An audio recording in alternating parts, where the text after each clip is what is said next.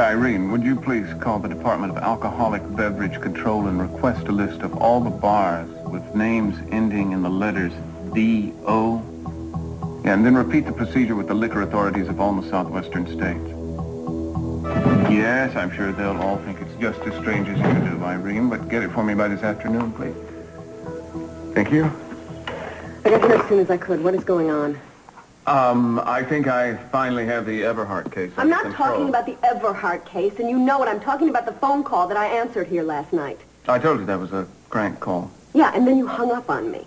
There was nothing more to say. Besides, I wasn't in a place where I could talk. Yes, I know Victoria doesn't like me calling you at home, but I felt that this was important, especially when I picked up the phone and someone told me that Eden was alive. And this isn't the first time he called, is it? You're making this too melodramatic, as usual, Julia. Mason, I have been here several times when you have picked up that phone, hung up that phone, and it's been as white as a sheet.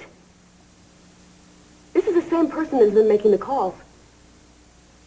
Right? Yeah. Well, don't you think that we should do something about it? There is nothing to do, Julia. You know as well as I do that I made a lot of enemies, especially when I was DA. A few weeks ago, an attempt was made on my life by a man I had convicted.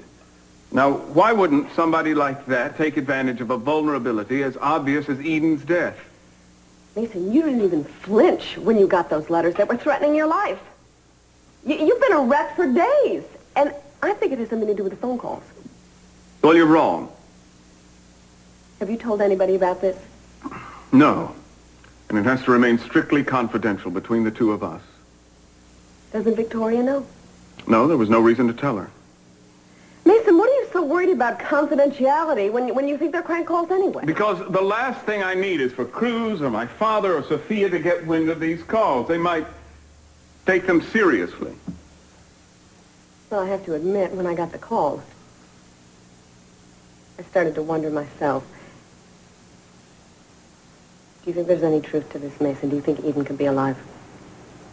No, it's totally impossible. Fine, I'm still not going to let you ignore this like you did the letters that almost got you killed. If you have an enemy from the past, then I think that we should call the police. No. No police. Are you listening to me? I don't want anyone else involved. All right. I won't say anything, all right? But I think you're being foolish. Fine.